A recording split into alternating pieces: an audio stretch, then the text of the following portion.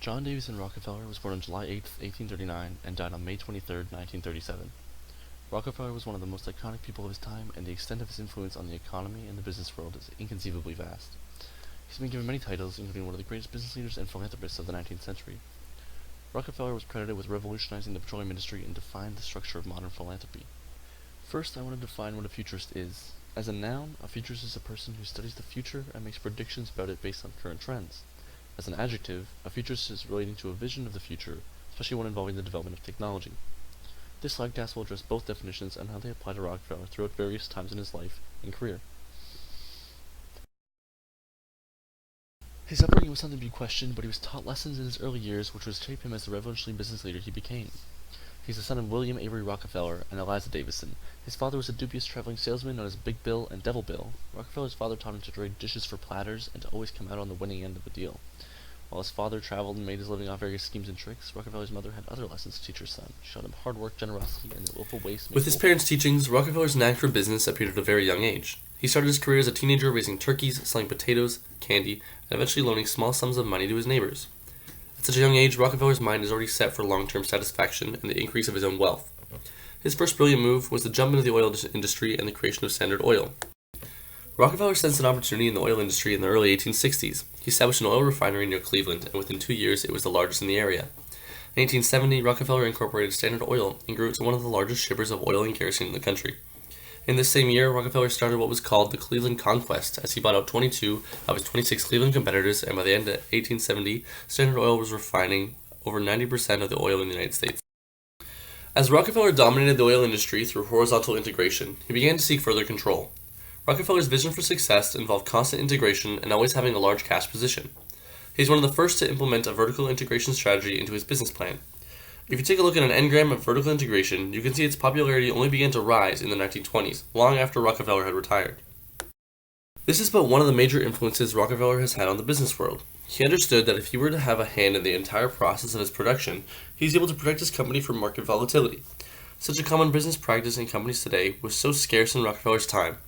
His long-term mindset and ideas on running his business continue to ripple through history in the form of strategy and business decision-making models. Looking at companies like Apple, Google, Microsoft, pretty much all companies of note, along with many much less known, have implemented vertical integration into their business plan. However, this innovative move may have passed its prime. The history of business in the 20th century, the period just after Rockefeller's career, was told as the unfolding saga of horizontal and vertical. Companies are starting to believe the strategy of growth through horizontal and vertical integration is no longer delivering the same kinds of results that it did in the past. With an ever-increasing market in the relationship era of marketing, a new strategy has become apparent for which future historians may look upon their creators as futurists. This new idea is called functional. Functional integration involves the blurring of services and products to create ecosystems of value. This is the effort to blur these two aspects into one. Rockefeller began the first period of revolution in this respect, and as this new approach takes to the masses, the future will tell who the brilliant minds were behind this next phase of business. As Standard Oil grew, the public became wary of their growth and intentions. In the late 1970s, when Rockefeller began investing in pipelines and the transportation of oil, the railroad industry mirrored his movements. Rockefeller, in turn, halted all of his oil shipments through the railroad industry, causing economic turmoil and unrest. The price cuts and job layoffs were so immense that the railroad companies sold their refining interests to Rockefeller and it began. Rockefeller and his lawyers came up with a second idea which would shape the business world for the next century.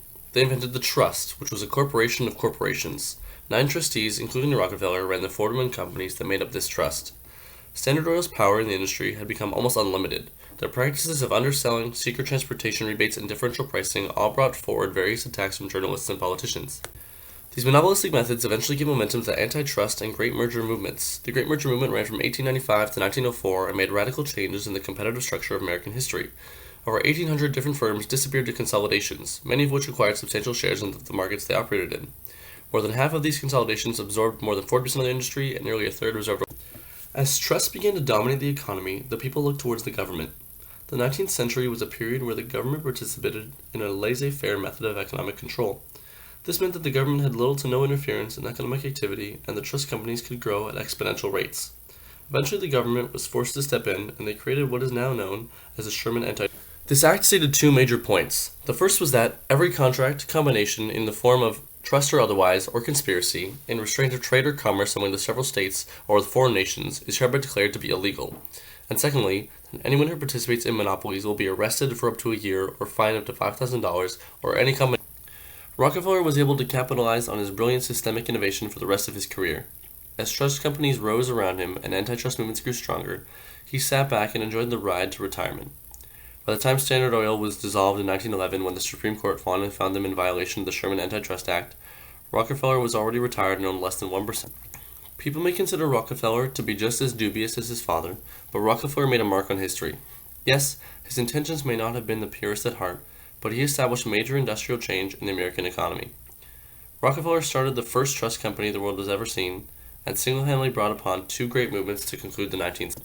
Not all futurists have to be considering 100 years in the future, and Rockefeller most certainly did not. Was it ever his intention to change the economic systems of America for the rest of time? Probably not. But he did see into the future. Rockefeller identified opportunities based on his surroundings, found loopholes upon loopholes to further his success and that of his company, and his innovative ideas changed the very systems the economy operates on to this day. In terms of the definitions of a futurist, Rockefeller's father was known for tricking his sons whenever possible to keep them on their feet. When Rockefeller retired, he owned less than 1% of Standard Oil, but left his son as a major investor. Perhaps Rockefeller could see what the future held for his legacy, but wanted to teach his son the same lessons his father taught him, leaving him with an investment doomed to, in a sense, fail, and forever staying true to his upbringing throughout the entirety of his career.